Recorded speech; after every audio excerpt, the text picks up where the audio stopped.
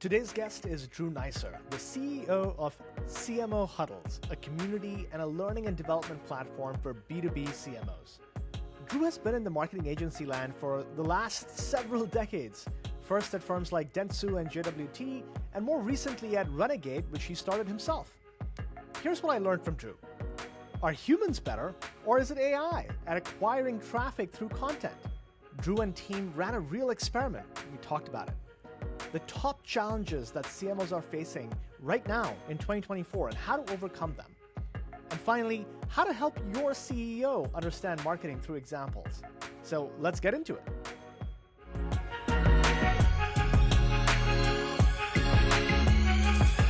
Drew, I am so excited to have you on this podcast. This is going to be awesome. I've interacted with your content on LinkedIn and love the perspectives that you put out there from the field. And that's something that I love. So I'm going to start with a really fun question right off the bat. So I went to CMO Huddles and I saw this report where you and a bunch of others pitched humans against AI in content creation.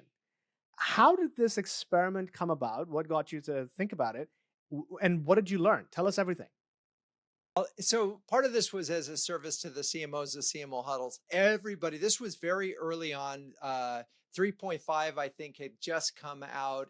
And the real question was, could we use this to drive SEO performance right away? Like, what if you just started flooding your website with the AI generated content?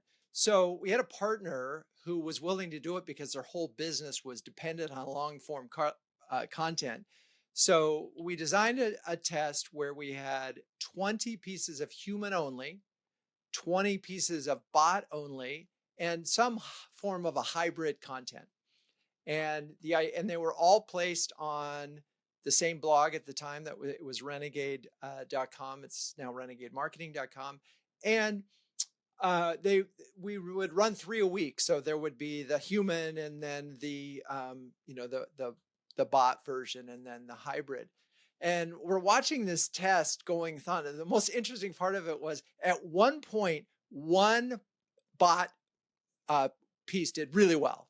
Okay. And it was like, oh my God, oh no, oh no, oh no. And sure enough, it turned out it was the headline that did really well, but nobody read the rest of the copy. Like they only got in maybe a sentence or two. So it was pretty clear the results were overwhelmingly in favor of the human versus the bot. I think where we would need to do this test again would be on the hybrid, because you get an expert like Nicole Leffer in there, and you may find that the hybrid content is just fine.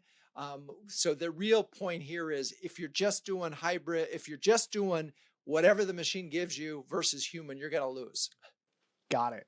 That's fascinating. So you were running all 3 types of content production at the same time on the same website. So on the same website. Yeah. Literally we did this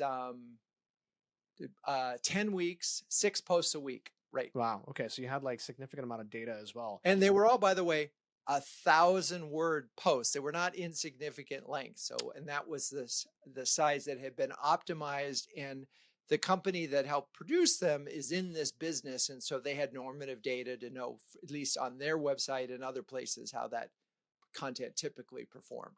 Okay. So humans are better. Hey, I'm going to go double down on that. And I'll tell you why. It's so funny. So you've seen some of the work I've been doing on LinkedIn lately, my Saturday posts.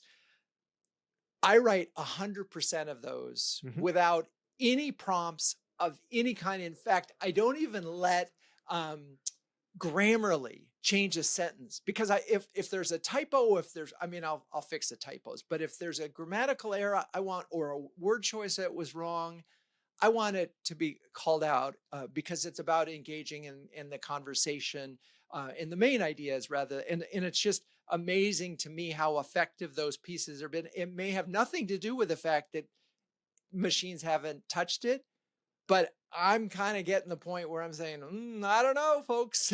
Yeah, no, if you're a good writer, yeah, if you're a good writer, and that's the key thing. I mean, most people aren't good writers, so that gets you, these machines get you to average, but if you're a good writer, lean into your strengths. I think you're 100% right, and I wouldn't say that I'm a good writer, but I've definitely learned how to write well and write for the platform and be authentic. And I know for a fact that when it comes from a place of authenticity, it does better. And I think that's what the algorithm likes.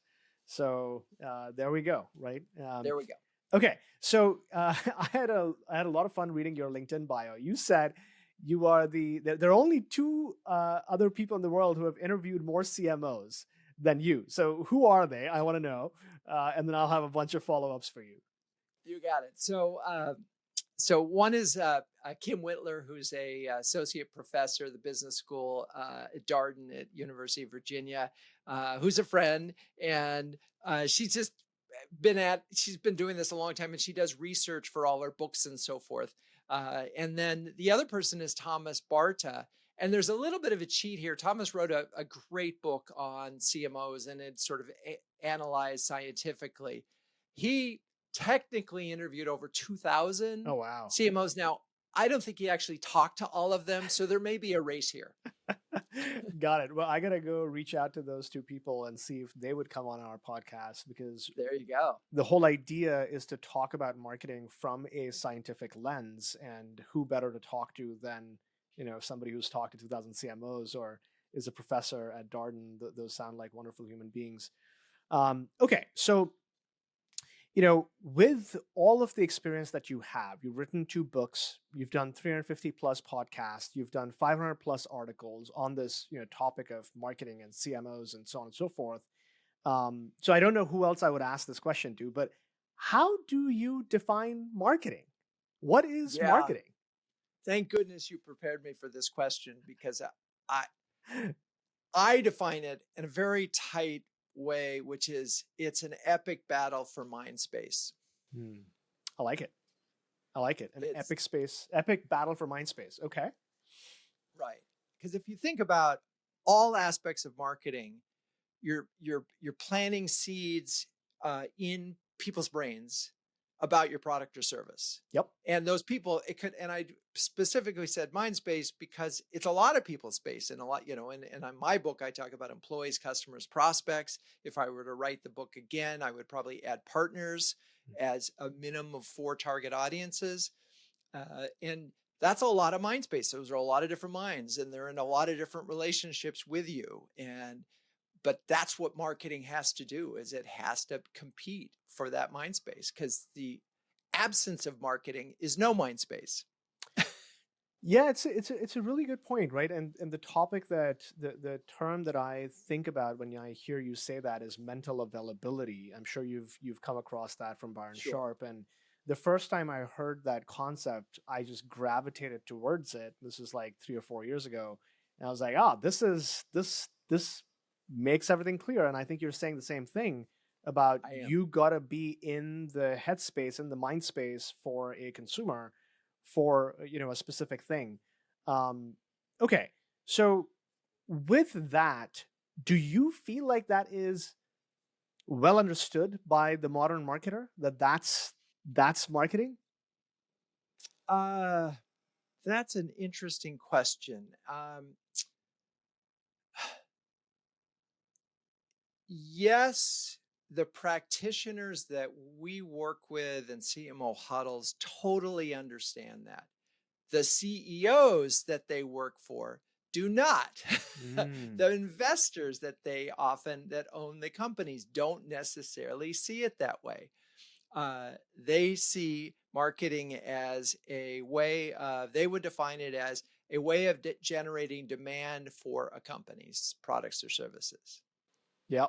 And that's a really interesting conversation, right? So there's almost a war of words or semantics, as I put it, because I think the one leads to the other, right? If you have mind space, it leads to what people call demand generation. Right. And so the concepts are related. But okay, so on that note, and I think we're already kind of talking about this subject, what do you think are the common challenges that these CMOs are facing? And you've already hinted at one, but what are the top 3 things that you hear from CMOs all the time in CMO Huddles, and what can they do to overcome those challenges? So, I mean, there's a lot of challenges right now, and some of them are is specific to the economy. So, particularly in the space that I live in, which is B2B, the business has slowed down. There is no doubt. We just finished a study, we haven't published it yet, of 121 B2B CMOs, and over 60% saw, businesses flatter down. Budgets are flatter down. I mean, it's so clear there's this hidden recession. And that has a huge impact because that has led directly to CMOs having to do more with less. They have less budget, but the expectations, their goals have not changed. So the slowdown and those less budget those could be considered one in the same. At the same time, you have this massive tech transformation going on, right? You've Right. got, generative AI in theory could impact every aspect of how you do business, period, and not to mention marketing. And then there's a third thing that seems to weigh down, and I've been particularly harsh on VC and PE firms of late, but there is a short-termism that is so pervasive that it makes it very difficult for marketers to do what they need to do, Mm. because not everything can happen in a 3-month period. you know and so you end up with this, well, this moment where a CMO gets the job.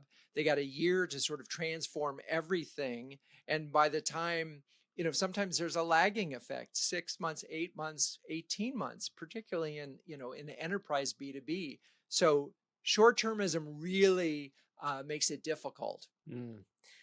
for CMOs to do the things they need to do to really transform a business. Yeah, it's a great point. And I want to double down on the short-termism piece, right? To your point, if the sales cycle in a high ACV mid-market or enterprise business is 12 months, that means that to get the mind space, to get the demand gen, to get the closed one takes 12 months. And to come in and be able to show results immediately, well, it's not going to happen in 3 months when your sales cycle is 12 months.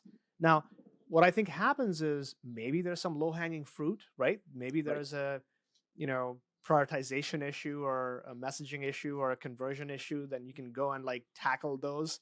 But then you're going to run out of, you know, the mind space at some point. So you have to start working on that mind space right away. And I completely agree with you that that conversation doesn't necessarily happen, between the C-suite. Um, yeah. Yeah, it's hard. I mean, investors aren't necessarily, a PE firm that's looking to flip the business doesn't care. They might be just creating this short-term EBITDA scenario so that it looks pretty so they can sell it or merge it with another one. So there's not necessarily the real, like if every business was private and owned by people who were building a long-term business, marketing would look a lot better. It would work a lot better. But you're right about the you run out of quick fixes. But we have a long list. We actually created a first 90 days quick wins checklist. There's a lot. There's a lot of things that folks can do to tweak, to fix, they can A/B test their landing pages. They can do a lot of things that can help optimize what you got, right? The sort of the mind space, as you put it, that they've captured. Uh, what they can't do in quickly is create interest in their product or service, because they have to make the rounds. They've got to, talk to customers. They've got to build the case. There's probably a positioning problem. There may even be a product market fit problem. All of those things require group coordination to fix. And the classic scenario for the CMO is they come in and the CEO has an expectation that they have a magic wand and will fix everything. Yeah. I've recently been calling this the vicious cycle of unforced errors. And what I mean by this is, CMOs are often sort of forced into this where you come in, you have a fresh perspective, you are optimistic, you have the best intentions, you get in there and you commit to a number. Right off the bat, you are made to commit to a number, and a few quarters in, you realize that the number was based off of unrealistic assumptions in a spreadsheet that have no basis in reality. And it's too late by then, and then the cycle just kind of repeats itself, and you don't fix the root cause of understanding your business deeply enough to build a realistic model. um, I don't know if you Yeah, I agree, but mean, that's my and the take. thing is that you're right, and the people who are creating those spreadsheets, particularly in the case, hey, we had to cut your budget 30%, but it's okay, you can still grow 30%. And we're just going to put it on a line chart. Look, there's the growth. But there's a long distance between that, and this is the part that's really driving a lot of the CMOs crazy. Is let's say they grow. The goal was 30%. They grow at 25% in a down market. They're still getting hammered. Well, you Yeah. missed the target. Well, the target was arbitrary. Exactly. And so how do one of the things that I'm excited to chat with you about is, how do you see the best CMOs owning that conversation around data and being data driven, but also sort of owning their own destiny, right? Are there things that you see the best CMOs do that's different from the average? Well,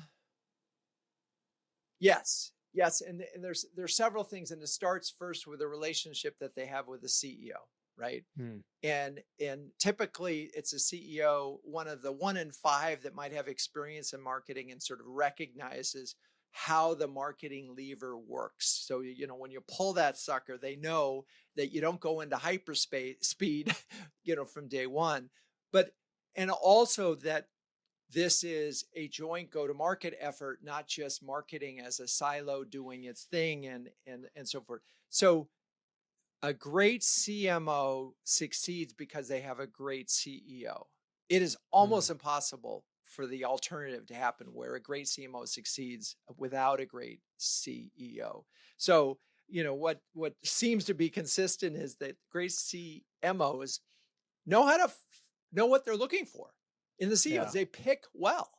And so that's first and foremost. Number two, they know the board of directors and the ownership structure, and they've dealt with that before, and they know how to hold them off. And again, they have a CEO who will have their back. Hmm. So that we've got a plan, and you don't let a PE firm junior person come in and start looking at your Google AdWords, because they can. That kind of stuff is just, can not only absorb hours and hours of the CMO's time, which is so precious, but it's just so degrading, and it's so unnecessary, but it happens more often than you think. So strong relationship with the CEO, strong relationship with the board. And then I'd say the next thing is, and this is the secret sentence that to everyone in our community, we talk about all the time, is you can never go wrong with this, starting a sentence with, I was talking to a customer the other day. Hmm. And that is magic. And so, but the key for that is that means that the CMO really does and remains the voice of the customer, has a direct line in. It's like, you want a quick win, form a customer advisory board. You want another quick win, have an executive sponsor program. And the executive sponsor programs means everybody in the executive suite is responsible for a top client. Suddenly, you're in the business of the business right then and there. You're on the line, and you have a direct pipeline to what's happening in the marketplace. And then the last thing they're doing is they're really on it with employees, and they're with sales.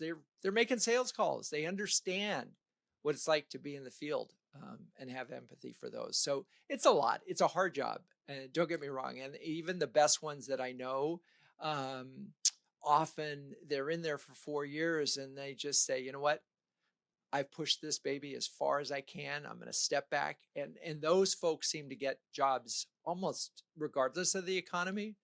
Yeah. But do not underestimate how hard it is, and particularly right now.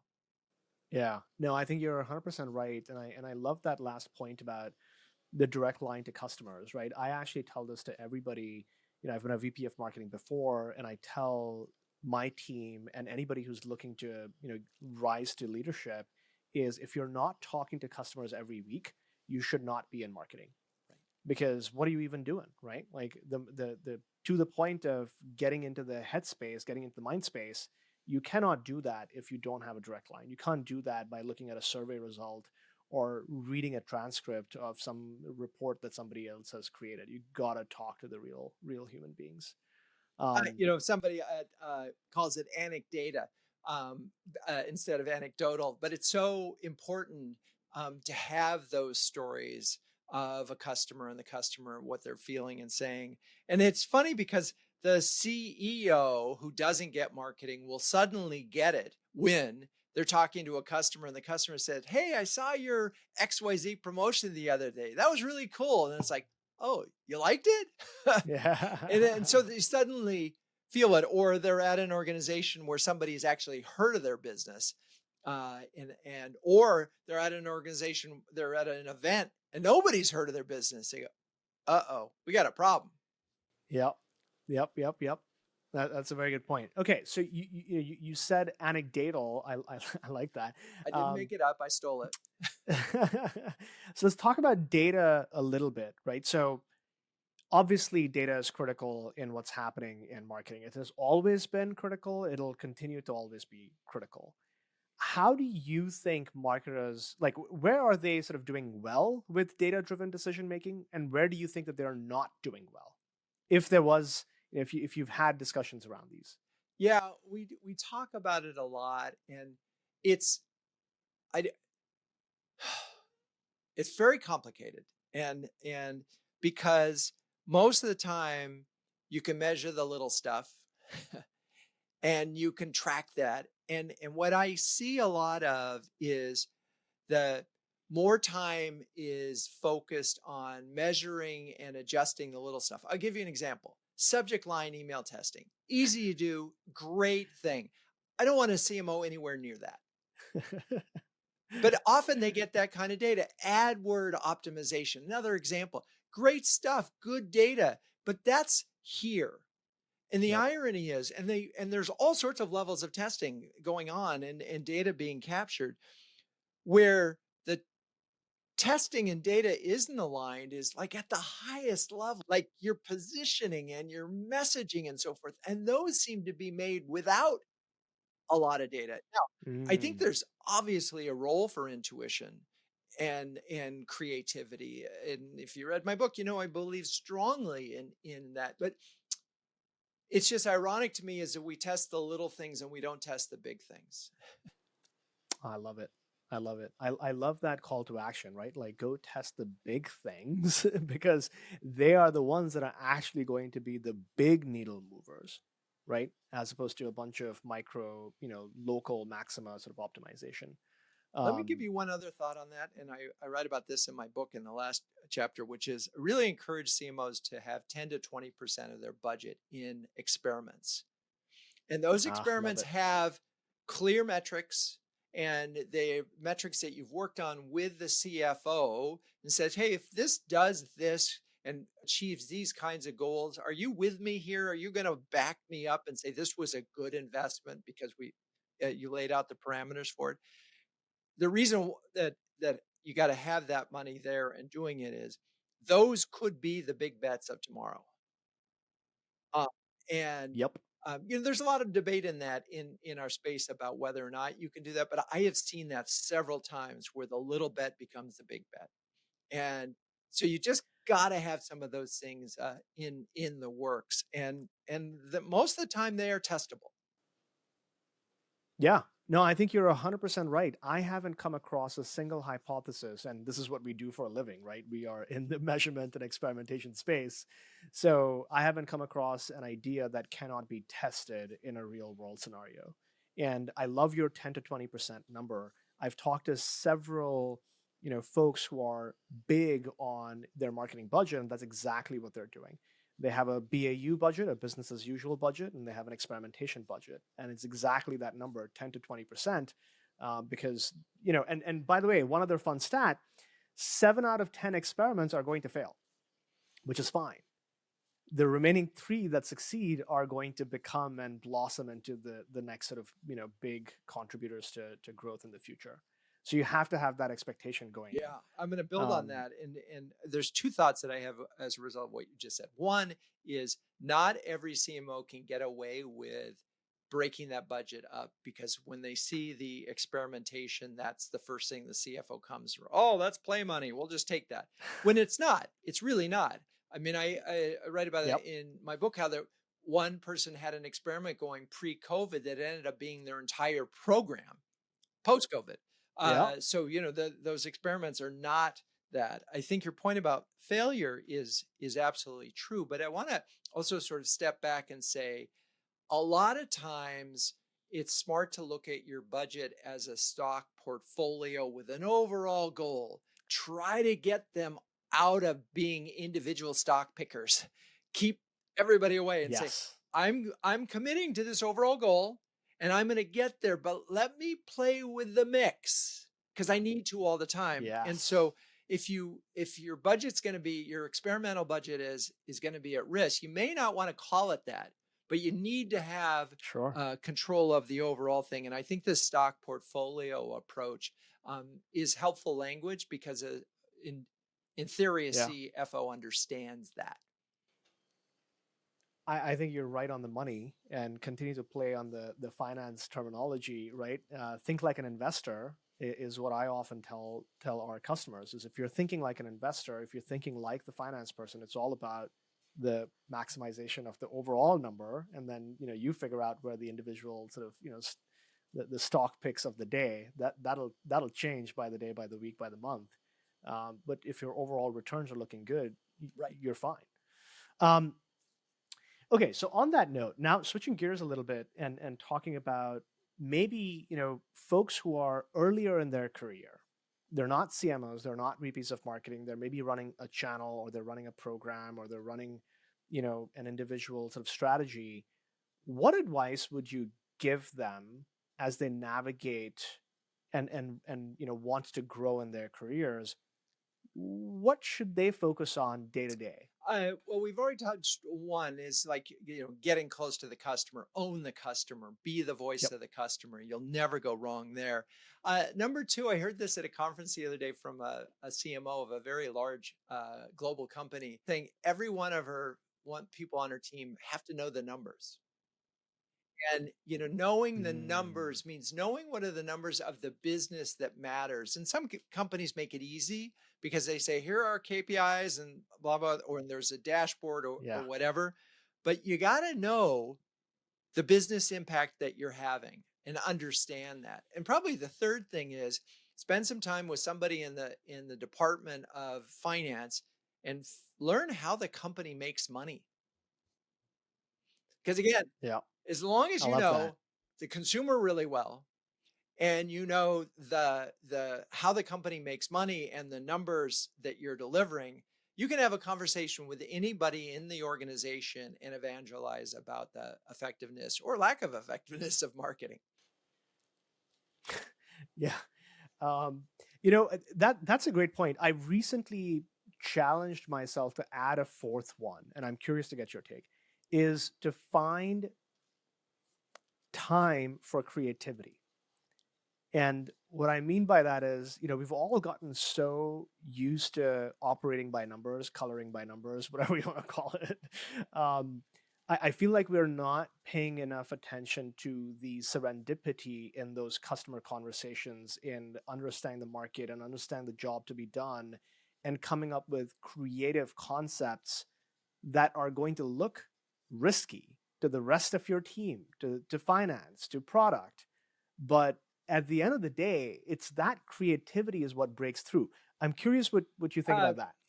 it's so funny because having spent 30 years running an agency and coming up with ideas for a living, it never occurred to me that you wouldn't actually do that on a daily basis. But what I learned through that process is that ideas are a dime a dozen. Anybody can come up with ideas. What's Mm, hard to is, one, come up with an idea that is sellable. 2, it's hard to sell an idea. And then 3, even if the idea is killer, if it's not executed well, it won't matter. So what you have to be, learn is the skill of selling, not your idea, but the team's idea, and bringing everybody involved in it, understand, get your ego out of the way, and then recognize that if you can't execute it well, yet, you might as well not do it. Yeah. Yeah. No, it's a great point. I love you're basically saying, Pranav, well, yeah, that's table stakes. I never even thought about adding creativity to the list because, of course, what are you doing in marketing? I totally agree. And then focusing on selling and execution, and because ultimately it has to see the light of day, and there's a lot to be achieved. The reason I pointed that out is I feel there's been a lot of checkbox marketing in the last few years. And I'm feeling like, there's more room for marketers to really break out of the mold and think different. And there's, I'm hopeful that that's possible and it's going to happen, especially in B2B. And it seems to A be little happening. bit. It's so bit. hard. So People I'm say, what's excited your about the favorite future. B2B marketing? And I always struggle because it's like, oh my God, okay. And fortunately I found a number of great cases that I write about in the book. And you're right. There's a lot of blocking and tackling going on. There's a lot of, most of the playbooks are very, very similar. So when somebody does something just a little bit different, it really stands out. And it's funny, the B2B Marketing Institute, the LinkedIn thing, did a review of all the LinkedIn ads that businesses were doing. And I think the average score was a 1 out of 5. The average. So if you could just do a 2, just a 2 out of 5, you would be twice as, and creativity is the X factor. That's it. Back to the mind space, right? If you are not going to have a way to enter the mind space, nothing else matters. You cannot, I shouldn't say that. You can bore someone into buying it, but you have to do it. That's the bludgeon approach. And that's when you're at a frequency of 100x, right? Where you could eventually say, don't squeeze my Charmin, and right. And you can get someone to remember that, but, or Geico's 15 minutes will give you 15%. Just hammer it home, but very few B2B brands will get there. True. So you need that's true. And part of this is that, to think about it as mind space, is you have to own some language. You have to own an idea, and you have to make it really succinct. We call it the purpose-driven story statement, but get that one simple idea that you can own, and then you got to beat the heck out of it. You really do have to stay with it. Great point. Great point, right? Like the Geico example, right? The gecko, the 15, 15 minutes. What was the term? 15 minutes or less? Right. They have stayed on message forever. It is distinctive. It is different from anything else. And they've owned that term, that when you think about the term, you think about, the green, the gecko, and Geico. Like that's what comes to mind. That's owning the mind space. $1 billion later. At least, are you kidding? They spend $1 billion a year. That's true. So that's right. Yeah. You got to have deep pockets for that. On that note, so you made a conscious switch pretty early in your career, if I'm not wrong, to go from consumer to B2B. Is it right that it was a conscious switch? Well, there was a combination of things. We, as an agency, Renegade, started in consumer, and then had the opportunity to launch the Panasonic Toughbook, which we did. That got us into B2B land. And always in the back of my mind, I knew that, like, Pepsi and Coke did not need Renegade, but the companies that but IBM did.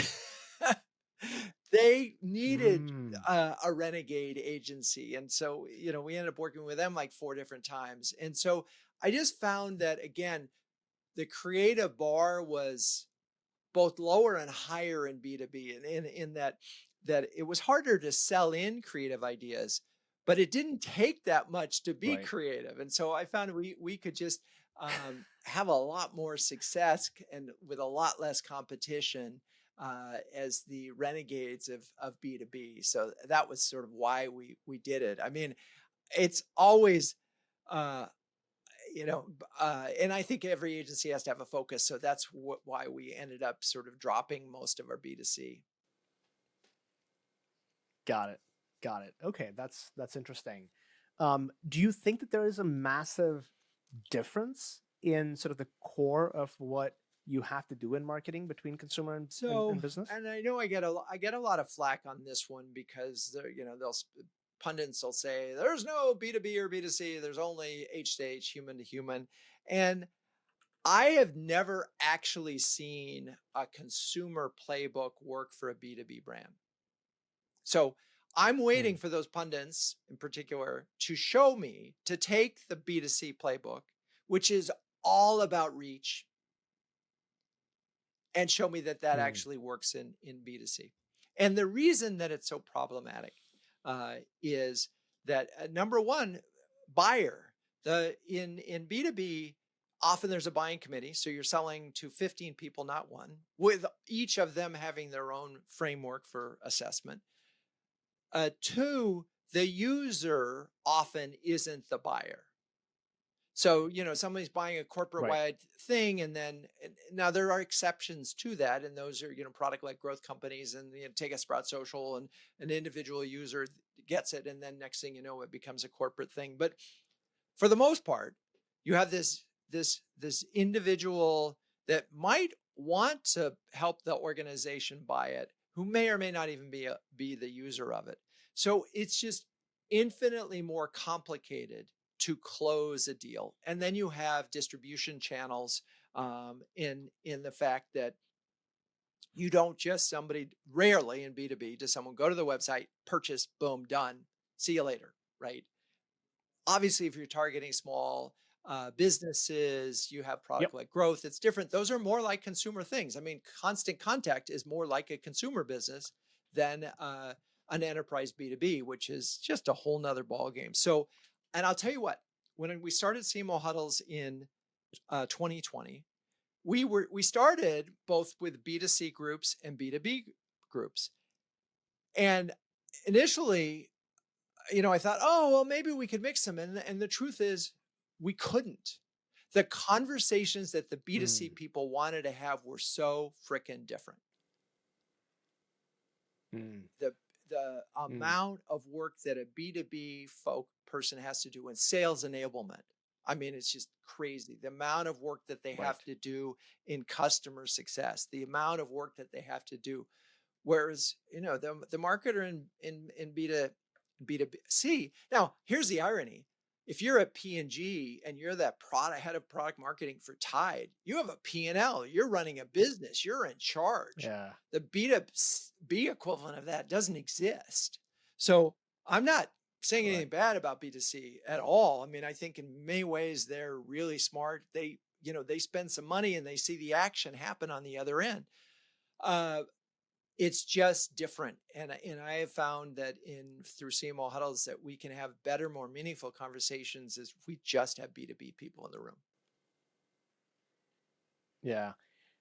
I totally agree that while marketing is marketing and humans to humans, I can appreciate that point of view. And I do agree with that. But to your point, the tackling of the buying group and the sales motion from the moment somebody shows up on your front door to 12 months later when it's a closed won deal requires additional skills and capabilities that you don't have to do if it's direct to purchase in one click.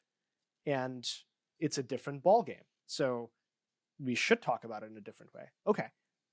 That's very clarifying. Okay. So I'm going to bring this to a close. You mentioned CMO Huddles a bunch of times. We didn't talk about it at all. Tell us what CMO Huddles is and how did it come out, become what it has become? Because I know there was a predecessor to it. So give us the lowdown on it. The backstory on this is 15, 16 years ago, a client of ours, a guy by the name of Pete Kranick, founded the CMO Club. And he started it and he said, "Hey, Drew, I'm starting this thing. Can you help out?" And I said, "Sure." And so Renegade, the agency at the time, designed the logo and built the first website for the CMO Club. Then it was we were a partner with the CMO Club. And in order to be a partner, I thought, well, what can we do that would add value? What would be of service to the community? And that's when I started interviewing CMOs. So there's a through line here from the club. Well, anyway, genius that he was, Pete Korenik sold CMO Club on March 2nd, 2020 to Salesforce. Closed the deal, March 20. Yeah, Wow. 7 kind of an days. 7 all-cash days before deal. the shutdown. No, just incredible timing. The day after Amazing. he sold it, light bulbs went off in my mind. And I thought, Salesforce is going to screw this up.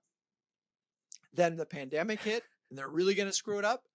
And it just felt like, and I said, and the one thing that I had really fought for with the club that I was never that successful was with B2B. So I thought, okay, let the club do its thing. We'll focus on B2B. And so on April 1st, 2020, I got 20 B2B CMOs together, say, hey, we're going to start this thing called Huddles. You want to join us? Well, that initial group met 55 times over a 6-month period. Wow. And in that point, this group helped sort of say, hey, Drew, this is what you ought to do. This is how you ought to charge. And you talk about live customer research. So we turned on the paywall October 1st, 2020. We've expanded in terms of, we have a leader program, we have a free starter program, and we have a robust transition team program. And that came about because the economy, as I might have mentioned, isn't that good. And there are a lot of CMOs between opportunities right now. So we've really created a far more robust program for theirs. The purpose of this is to inspire B2B greatness. Just kind of like our conversation is. And so we're all really good at solving everybody else's problems, but not so good at solving ours. So you bring 10 to 15 CMOs. We had a huddle today. It was amazing. And we were talking about go-to-market strategy. Nice. And one was sharing their sort of basic program, and then everybody was asking questions about it. And it was just it was cool. So inspire B2B greatness and support these CMOs with, help them build confidence because they've got this community, help them build colleagues, which they can use today and tomorrow. And then there's a unique aspect to Huddles where we provide coverage. Like they can be on our live streaming show. We have all sorts of ways to help them build their personal brand. So anyway, 4 years later, we've got 300 plus CMOs in our community, and we closed the agency last year so we can focus 100% on this. Oh, wow. That's amazing. Congrats. That sounds like an amazing group of people on an amazing sort of mission and purpose. Is there a call to action if somebody's listening in and they're a CMO or a VP of marketing? Can anybody sign up? Like, what does that There's a look vetting like? process because you need to be a head of marketing at a B2B company. Right now, we just support North America and Western Europe, but they can go to cmohuddles.com and they can apply to our free starter program, and that starts the trigger. Great. So you heard it here. Go to cmohuddles.com and sign up and apply, and hopefully you'll be in the company of the 350 plus amazing B2B CMOs. Fantastic. Drew, this was wonderful. Thank you so much. I learned a lot, and I think our audience will learn a lot when this goes out. Hopefully we'll do this again in a few months with a different topic. We'll see where AI is leading us in the next year. But yeah, thanks again for my coming on. pleasure. This was awesome. And by the way, the next topic will be this sort of viral marketing campaign that I've been working on LinkedIn, and hopefully by then I'll have numbers to show how it actually not only got reach but drove the business. Amazing. I'm looking forward to that one. All right. Well, there you go, folks. That was Drew Neisser, the CEO of CMO Huddles. Give him a follow on LinkedIn. I see great content from him every week. We'll have many more fun and insightful conversations, so tune in again next week. See you then.